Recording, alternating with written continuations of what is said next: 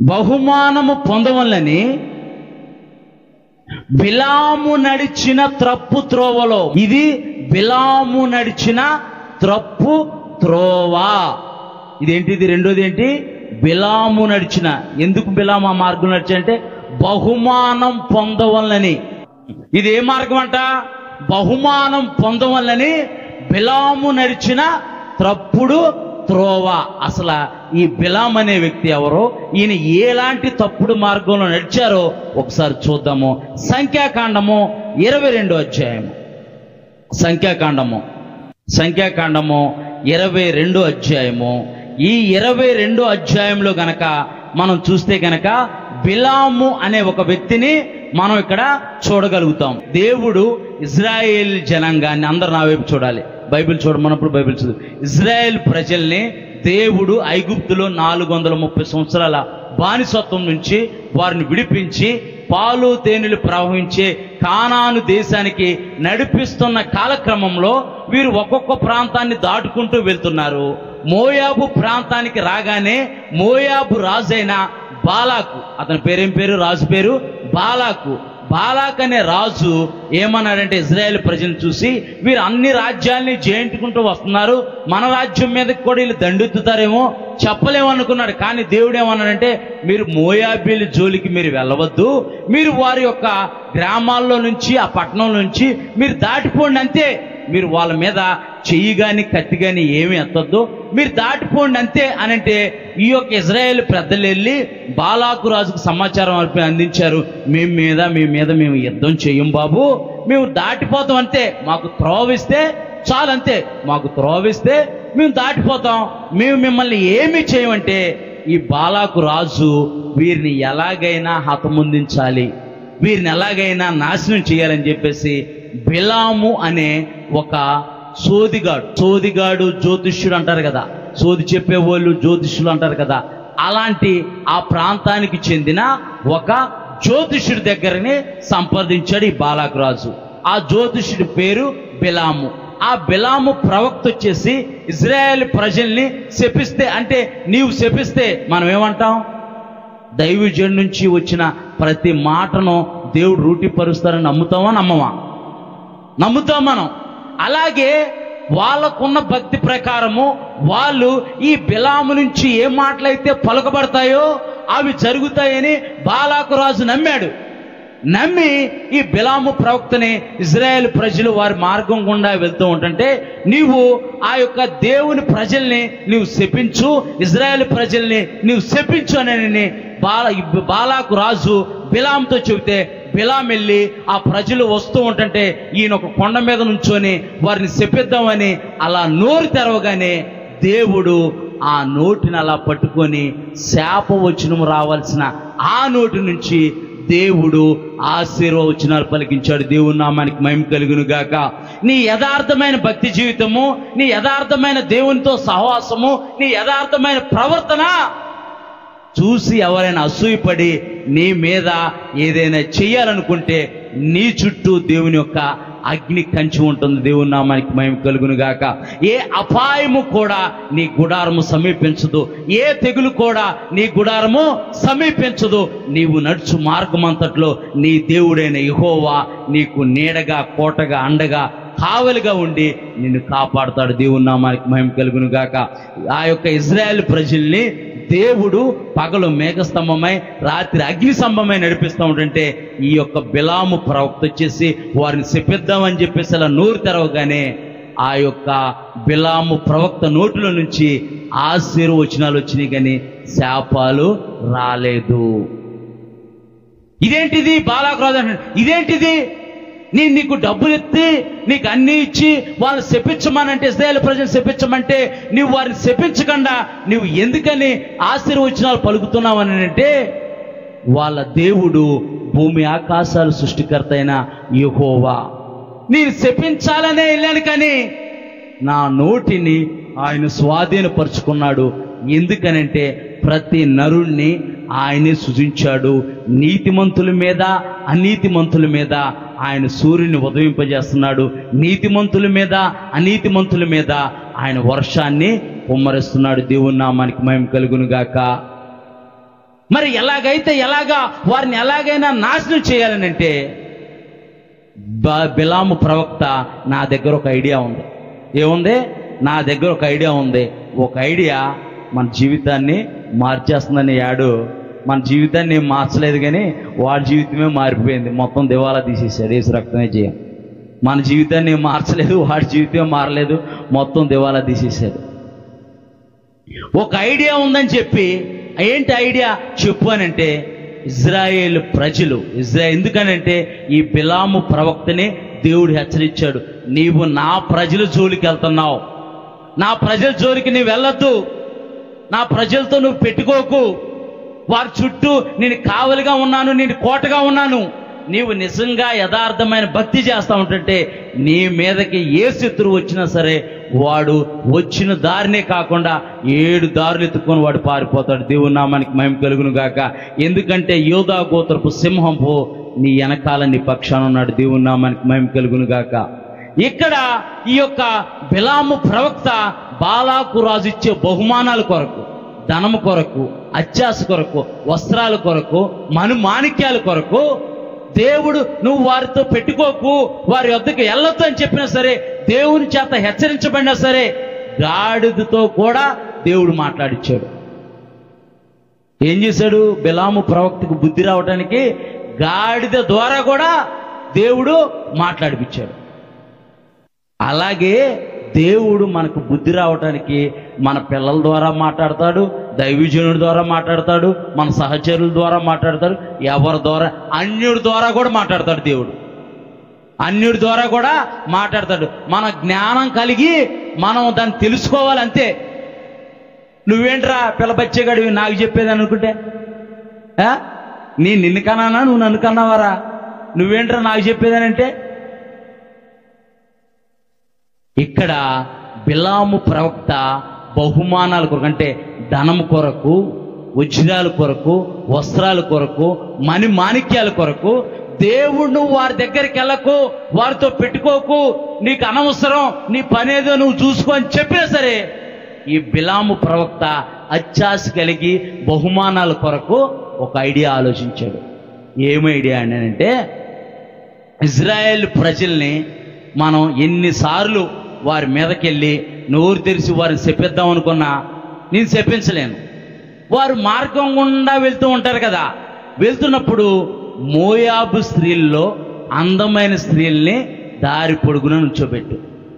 మీ దేవతల దగ్గర బలు అర్పిస్తారు కదా, ఆ ఆహారాన్ని వాళ్ళు ఇలా పట్టుకొని దారి పొడుగున మధ్యలో మనకి అక్కడక్కడ టోల్ గేట్లు లాగా ఉంటాయి కదా, టోల్ గేట్లు సిగ్నల్ లాగా ఉంటాయి కదా, అలాగా దారి పొడుగున వారు ఎక్కడైతే స్టాప్ అవుతూ ఉంటారో అక్కడక్కడ వారిని పెట్టు అని చెప్పారు. ఈ ఇజ్రాయెల్ ప్రజల్ని పడగొట్టడానికి కోసం బిలాము ప్రవక్త చేసిన ఆలోచన బాలాకు రాజు ఆచరించాడు. ఆ యొక్క మోయాబు దేశంలో అందమైన స్త్రీలు వారి దేశంలో బలిచ్చిన ఆహారము వారు పట్టుకొని వారు దారి పొడుగున నిల్చుంటే కొంతమంది బలహీనమైన భక్తిపరులు వారికి లొంగిపోయి వారి జీవితాలను పాడు చేసుకోవటం వల్ల దేవుని యొక్క కోపము, దేవుని యొక్క ఉగ్రత ఇజ్రాయేల్ పాలెంలోకి వచ్చి ఒక్క దినమనే 20,000 మంది కూలిపోయారంట. అంటే తప్పుడు త్రోవ, చెడు మార్గం. మనం ఎక్కడికి పడితే అక్కడికి వెళ్ళకూడదు, ఏ మార్గం పడితే ఆ మార్గానికి వెళ్ళకూడదు, ఏ త్రోవలు తప్పితే ఆ త్రోవల్లో తిరగకూడదు అని వాళ్ళని ద్వేషించాలి, దూషించాలని నేను అంటలేదు సుమి. మనం అందరినీ ప్రేమించాలి, అందరినీ గౌరవించాలి. నీ భక్తి జీవితం ఏంటో నీ వారికి చూపించాలి చెప్తే కానీ వారి భక్తి జీవితంతో నువ్వు రాజీ పడకూడదు. మనకు దొరికేస్తుంది కదా, ఫ్రీగా వచ్చేస్తుంది కదా అని మనం తెచ్చుకొని పెట్టుకున్నాం అనుకో, శాపాన్ని తెచ్చుకొని పెట్టుకున్నట్టే, శాపాన్ని తెచ్చుకొని పెట్టుకున్నట్టే. ఎవరైనా సరే అటువంటి మార్గాల్లో గనక వెళ్తుంటే గనక ఆ మార్గాల్ని విడిచిపెట్టండి. దేవుని ఒక వాక్యం అంటుంది, బెలియాలతో దేవునితో పొంతు లేదు. నువ్వు దెయ్యం బలలో చేసి వచ్చి దేవుడి బలలో చేస్తావా? ఉంటే వెచ్చగానైనా ఉండు, లేకపోతే చల్లగానే ఉండు, నులివెచ్చగా ఉండకు. అంటే 2 పడవల మీద ప్రయాణం చేయొద్దు. నువ్వు 2 పడవల మీద ప్రయాణం చేయొద్దు. బలహీనమైన భక్తిపరులు దేవుని యొక్క శాపాన్ని ఇజ్రాయేల్ ప్రజల మీదకి రావటానికి కారకులయ్యారు. ఇది బిలాము నడిచిన తప్పుడు త్రోవ. అంటే బిలాము లాంటి వారు వచ్చి నీ ముందు వచ్చి నిలబడి, ఏం కాదులే, ఎవరు చూస్తున్నారు? పాస్టర్ గారు చూస్తున్నారా? దేవుడు చూస్తున్నారా? ఎవరు చూస్తున్నారు? ఎవరో చోట్ల వాళ్ళు అలాగే చెబుతారు, మనం ఇలాగే అంటాం, మన పని మనం చేసుకోవాలన్నారనుకో అలాగే పోతారు. నిజం, వాస్తవం, అలాగే పోతాం. మనము పరిశుద్ధమైన జనాంగము, దేవుని నామానికి మహిమ కలుగును గాక, పరిశుద్ధమైన ప్రజలము. ఒకవేళ నువ్వు యథార్థమైన భక్తి చేస్తూ యథార్థంగా ఉండి నష్టపోతున్నావా? మిడతలు, పసర పురుగులు, గొంగర పురుగులు తినివేసిన మహాసైన్యమనే పంటను దేవుడు మరలా నీకు ఇస్తాడు. దేవుని నామానికి మహిమ కలుగును గాక. నీవు బిలాము నడిచిన తప్పుడు త్రోవలో నడవకూడదు. పరిశుద్ధ గ్రంథమైన బైబిల్లో మనం చూస్తే కనుక నైమాను అనే ఒక సైన్యాధిపతి ఉన్నాడు. అతనికి కుష్ఠవ్యాధి కలిగింది. కుష్ఠవ్యాధి కలిగితే అతను మంచి సైన్యాధిపతి. అతను ఏం చేశాడంటే ఎలీషా ప్రవక్త దగ్గరికి వచ్చాడు. ఎక్కడికి వచ్చాడు? ఎలీషా ప్రవక్త దగ్గరికి వచ్చి, నాకు ఇలాగ కుష్ఠవ్యాధితో నేను బాధపడుతున్నాను, మా ఇంట్లో ఒక చిన్నది ఒక పనిపిల్ల ఉంది, ఆ పనిపిల్ల చెప్పింది మా దేశంలో ఒక మంచి సేవకుడు ఉన్నాడు, అతని దగ్గరికి వెళ్తే అతను నీకున్న రోగాన్ని నయం చేస్తాడని చెబితే నీ దగ్గరకు వచ్చాను దైవజనుడా అంటే, ఎల్లి యోర్దాను నదిలో 7 మార్లు మునుగు అని అంటే ఎల్లి యోర్దాను నదిలో ఆ యొక్క దైవజనుడు మాటను పట్టుకొని ముందు సందేహించిన ఎల్లి యోర్దాన్లో 7 మార్లు మునిగి వెళ్ళిపోతున్నప్పుడు ఈ ఎలీషా ప్రవక్త దగ్గర ఒక శిష్యుడు ఉన్నాడు. ఆ శిష్యుడు పేరు గెహాజీ. ఆ గెహాజీ ఏం చేశాడు? ఈ యొక్క నయమాను వచ్చి, ప్రవక్త నువ్వు నన్ను నయం చేసావు గనక నీ కోసం వస్త్రాలు, నీ కోసం ధనము, నీ కోసం మణిమాణిక్యాలు అన్నీ తీసుకొచ్చాను, ఇవన్నీ తీసుకో అని అంటే, ఇవేమీ నాకొద్దు, ఇవేమీ నాకొద్దు, నీవు హృదయపూర్వకంగా యెహోవాను తెలుసుకోవాలని వచ్చావు కదా, తెలుసుకున్నావు కదా, బాగుపడ్డావు కదా, వెళ్ళిపో అని అన్నాడు. ఈ గెహాజీ ఏంటంటే ఈ యొక్క ఎలీషా యొక్క ప్రియమైన శిష్యుడు. ఎవరు? ఎలీషా ప్రవక్త యొక్క ప్రియమైన శిష్యుడు గెహాజీ. గెహాజీ ఆ మణిమాణిక్యాల కోసమో, ఆ ధనం కోసమో, వాటి కోసమో పరిగెత్తి పరిగెత్తి పరిగెత్తి పరిగెత్తి ఇక్కడ ఎలీషా ఏమో మంచిగా ధ్యానంలో ఉన్నాడు. ఇక్కడ ఎలీషా ఏమన్నాడు? మంచిగా ధ్యానంలో ఉన్నాడు. ఈ గెహాజీ మెల్లిగా మా అయ్యగారు కళ్ళు మూసుకున్నారు కదా అని చెప్పేసి దొడ్డుగుమ్మం తీసుకొని జాగ్రత్తగా మెల్లిగా అడుగేసుకుంటూ పిల్లి ఇంట్లోకి వచ్చినప్పుడు నన్ను ఎవరో చూడట్లేదు, నేను పాలు తాగుతున్నాను అనుకునిద్దంట. నిజమా కదా? నన్ను ఎవరో చూడట్లేదు, నేను పాలు తాగుతున్నాను అనుకునిద్దంట.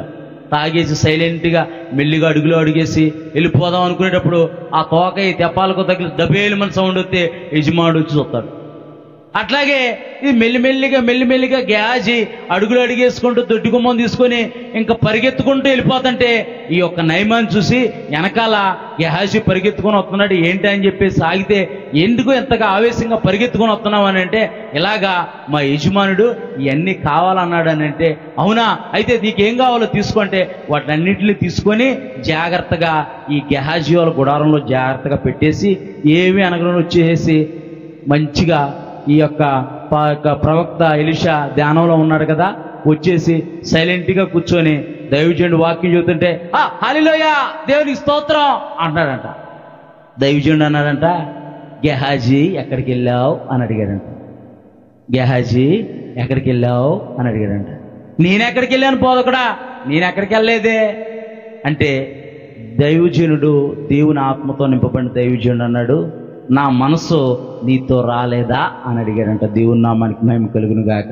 గెహాజీ శాపాన్ని కూడబెట్టుకున్నాడు. నేను అంటాను, ఏలియా తర్వాత బలమైన ప్రవక్త ఎలీషా తర్వాత బలమైన ప్రవక్త రాయబడలేదు పరిశుద్ధ గ్రంథమైన బైబిల్లో. గెహాజీతో ఆగిపోయింది అభిషేకం. అంటే దేవుని అభిషేకాన్ని, దేవుని యొక్క కార్యాల్ని గెహాజీ జీవితంలో గెహాజీ ఆహ్వానించలేదు, కానీ బహుమానం కొరకు పరిగెత్తాడు. కళ్ళ ముందు అనేక కనపడుతూ ఉంటాయి. పాపం కనపడుతూ ఉండిద్ది, లోకం కనపడుతూ ఉండిద్ది, చీకటి కనపడుతూ ఉండిద్ది, తప్పుడు మార్గం కనపడుతూ ఉండిద్ది. అందుకే మనం ఎప్పుడైనా ఏదైనా పని చేసేటప్పుడు మన ఆత్మీయ నాయకుల దగ్గరని సంప్రదించి వారికి మన విషయం వివరంగా చెప్పి ఇది ప్రార్థన చేయండి అని మనం చెప్పాలి. వారు కూడా ప్రార్థనలో కనిపెట్టి సరే అయితే ఇది ప్రారంభించు, ఇది చేయి, లేదు కొంచెం నాకు సమ్మతగా అనిపించట్లేదు, ఎందుకో దాన్ని వదిలేసే అంటే మనం వదిలేయాలి. అంతేగాని మేము బాగుపడితే పాస్టర్ గారు చూడలేకపోతున్నారండి అనని తప్పుడు మాటలు మాట్లాడకూడదు. మనం బాగుపడితే దైవజనుడు చూడలేకపోతే దేవుని దైవజనుడు ఎందుకు నిలబెడతాడు మన ముందు? అంటే లోకం ఎలా ఉంది, అంటే వారికి నచ్చిన మార్గాన్ని వారు పరిగెత్తాలని ఆశపడుతున్నారు. దైవజనుడు తప్పంటే, దేవుని వాక్యం తప్పంటే దైవజనుడిని తప్పు అంటున్నాడు, దేవుని వాక్యాన్ని తప్పు అంటున్నారు, సంఘాన్ని కూడా మార్చేస్తున్నారు. వాళ్ళు వేరే సంఘానికి వెళ్ళిపోతున్నారు. ఇంకా వాళ్ళేమో రాకరాకు వచ్చారు కదా, వీళ్ళు చుట్టాలు కదా, రాకరాకు వస్తున్నారు అనమాట. ఇలాగండి అని అంటే దేవుడు నాకు చూపించేసాడు, నిజంగా మీకు జరిగిద్దేనంటే మొత్తం అంతా సర్వనాశనం అయిపోయిన తర్వాత మళ్ళీ ఫస్ట్ స్టాప్లో బస్సు వచ్చి ఆగిద్ది కదా. నైట్ ఏం చేసింది బస్ స్టాపు ఎక్కడైతే స్టాప్ ఉందో అక్కడికి వెళ్ళాల్సిందే. మళ్ళీ అదే స్టాప్లోకి వచ్చి అయ్యా మా జీవితం ఎట్లా అయిపోయింది అయ్యా అంటే దైవజనుడు ఏమంటాడు? తిట్టలేడు, గద్దించలేడు. ఇక సరేలే ఏదో ఒకటి చేద్దాంలే, జాగ్రత్తగా ఉండండి అంటాడు. ఇంకేమంటాడు? ఇంకా అలాంటి పరిస్థితి మన జీవితాల్లోకి మనము ఆహ్వానించకూడదు. ఇక్కడ గెహాజీ బిలాము బహుమానాల కొరకు పరిగెత్తాడు. యెహోషువ కాలంలో కూడా దేవుడు యెహోషువని యెరికో పట్టణాన్ని మీకు అప్పగిస్తున్నాను, యెరికో ప్రాంతంలో ఉన్నదంతా శపితమైనది, మీరు దాన్ని ముట్టుకోవద్దు అని అంటే ఆ ఇజ్రాయేలు గోత్రికుల్లో ఒక గోత్రికుడైన ఆకాను మంచి వస్త్రం ఒకటే, మంచి చెంబు ఒకటే, ఇత్తడి చెంబు ఒకటే, మంచి తెపాలు ఒకటే, ఇవన్నీ తీసుకొని వచ్చి తన గుడారంలో గొయ్యి తీసి దాచిపెట్టుకున్నాడంట. లోపల గొయ్యి తీసి దాచిపెడితే దేవుడికి ఏమన్నా కనపడతా? దేవుడు ప్రతి ఒక్క హృదయాంతరంగాలు ఎరిగి ఉన్న దేవుడి నామానికి మహిమ కలుగును గాక. అంటే మనం ఏం చేసినా, మనం ఎలాంటి మార్గంలో నడిచినా ఎవరో చూడట్లేదనే భ్రమలో మనం బ్రతుకుతూ ఉంటాం. ఎవరో చూడట్లేదుగా అని చెప్పేసి గొయ్యి తీసి గోతులో దాచిపెట్టాడంట. వీళ్ళు వేరే ప్రాంతం మీదకి యుద్ధానికి వెళ్ళారు. వీరు ఉన్న సైన్యం కన్నా ఆ సైన్యం చాలా చిన్న సైన్యం. ఇజ్రాయేల్ ప్రజల సైన్యం చిన్నది. వాళ్ళు పెద్ద పెద్ద సైన్యాల మీదకి వెళ్ళినప్పుడు దేవుడు వారిని అప్పగించాడు.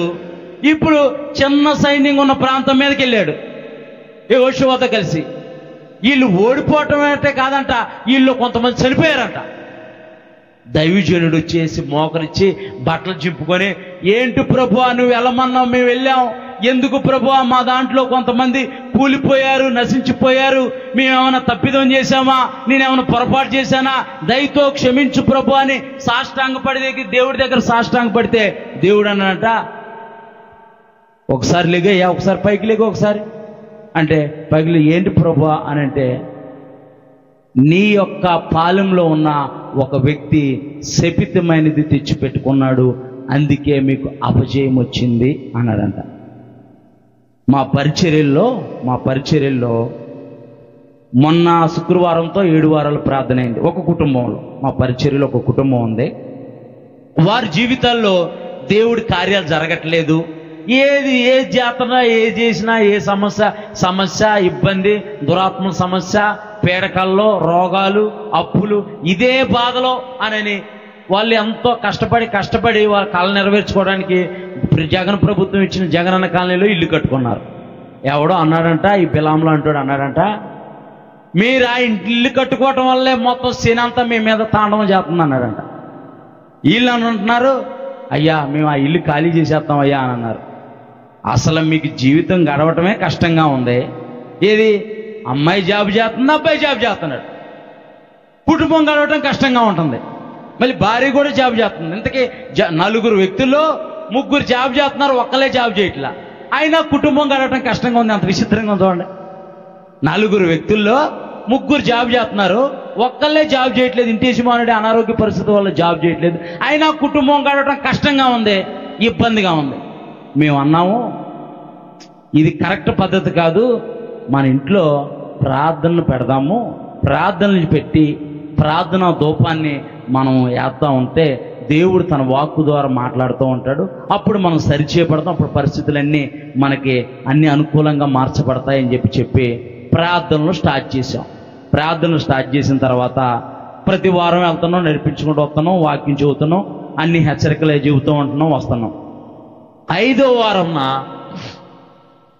ప్రార్థనకి వెళ్ళబోయే ముందు, ప్రభువా నేను వారికి ఏం చెప్పాలి ప్రభు అని చెప్పి ప్రార్థన చేస్తున్నాను. చేస్తుంటే ప్రభు అన్నాడు, వాళ్ళల్లో వాళ్ళకి సమాధానం లేదు, ఐక్యత లేదు, ఒకరినొకరిని క్షమించుకోమని చెప్పాడు. ఏమన్నాడు? వాళ్ళల్లో వాళ్ళకి సమాధానం లేదు, ఐక్యత లేదు, ఒకరినొకరు క్షమించుకోమని చెప్పాను అన్నాడు. సరే నేను వెళ్ళి ప్రార్థన స్టార్ట్ చేసి ఆరాధన చేసి వాక్యం చెప్పి అన్నీ అయిపోయిన తర్వాత లాస్ట్ చివరి ప్రార్థనప్పుడు ప్రార్థన చేయకుండా మీ 4 రండి, మీ 4 మోకరించి ఒకరి చేతులు ఒకళ్ళు ఇలా పట్టుకోండి, ఒకరి చేతులు ఒకళ్ళు ఇలా పట్టుకొని 4 ఇలా రౌండ్గా కూర్చొని, మీరే దేవుడు చెప్పాడు నాకు ఈ మాట, మీరు ఒకరిలో ఒకరికి సమాధానం లేదు, మీకు ఒకరికొకరి నెమ్మది లేదు, మీరు ఒకరినొకరు క్షమించుకోమని చెప్పి దేవుడు చెబుతున్నాడు అని అంటే మీరు ప్రార్థన చేస్తూ ఉండండి. ఏమైనా ప్రార్థన చేయాలంటే ఆస్వాదించు ప్రభువా కాదు, ప్రభువా నన్ను క్షమించు, నా ద్వారా నా బిడ్డలు ఏమన్నా బాధపడితే, నా ద్వారా నా భార్య బాధపడితే, నా ద్వారా నా పిల్లలు బాధపడితే నన్ను క్షమించమని చెప్పి దేవుడి దగ్గర అడిగి మిమ్మల్ని మీరే ఒకళ్ళొకళ్ళు క్షమాపణ అడుక్కోండి అని చెప్పాను. వారు 4 అలా ప్రార్థన చేస్తున్నారు, నేను ప్రార్థనలు నడిపిస్తున్నాను. ప్రార్థన చేయండి అంటున్నా. నేను ఏమనలేదు, చెయ్యి మీద వేయలేదు, ఏం చేయలేదు, ఏమనలేదు. ఆ యొక్క సహోదరుల నుంచి ఒక దెయ్యం బయటకు వచ్చింది. అంటే ఐక్యత ఉన్న చోట ఏముండదో, దురాత్మ ఉండదో, చీకటి ఉండదో, ఐక్యత ఉన్న చోట దైవజనుడితో మనసు కలిపి మనం ఐక్యత కలిగి ఉన్నామనుకో, మన సంఘం ఆ గుమ్మం కూడా దొక్కలేదు, ఏ దెయ్యం కూడా, ఏ చీకటి కూడా, ఏ దురాత్మ కూడా. అంటే ఐక్యత ఉన్న చోట ఏముండదో, దురాత్మ ఉండదో, చీకటి ఉండదో. నేనేం చేయాలా, బయటికి రాగానే చిన్న ప్రార్థన చేశాను, మీరు ప్రార్థనలు పెడుతున్నారు కనుకే నేనేమీ చేయలేకపోతున్నానని అంది. అయితే నీ పని అయిపోయిందిలే, వెళ్ళిపో అని చెప్పి పంపించేసాను. మళ్ళీ తర్వాత వారం వెళ్ళాను. తర్వాత వారం వెళ్ళి ప్రార్థన చేస్తుంటే డ్రెస్సింగ్ టేబుల్ వైపు చూడమంటున్నాడు దేవుడు. లాస్ట్ ప్రార్థన, ఇలాగే లాస్ట్ ప్రార్థన చేస్తున్నాను. డ్రెస్సింగ్ టేబుల్ వైపు చూడు అని అంటే, డ్రెస్సింగ్ టేబుల్ పైన ఏం దేవుడిది ప్రభువా, మనుషుల్లో ఉంటాయి కానీ డ్రెస్సింగ్ టేబుల్ పైన ఏముండిది ప్రభు అని అంటే, డ్రెస్సింగ్ టేబుల్ మీద పక్కన ఒక షోకేస్ లాగా ఉంటే దాంట్లో ఒక బొమ్మ ఉందన్నమాట.